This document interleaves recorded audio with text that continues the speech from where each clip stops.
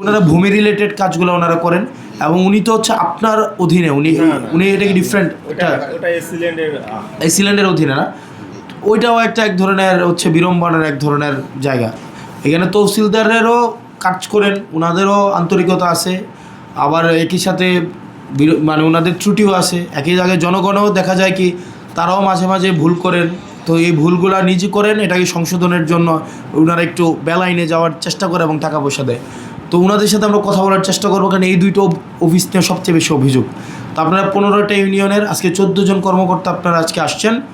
আপনার আজকে থেকে যা হয়েছে এতদিন হয়েছে, শুধু অ্যাকসেপ্ট রাজীব ছাড়া এটার কোনোভাবেই মার্সি নাই, একদম কোনো মার্সি নাই এটা। আর বাকি আপনারা যারা আছেন আপনি শোনেন, ওই যে ফতেহাবাদীর কর্মকর্তা আপনি আজকে থেকেই অফিসে যাবেন, অফিসে আপনার যে যথাযথ দায়িত্ব আপনি এটা পালন করবেন।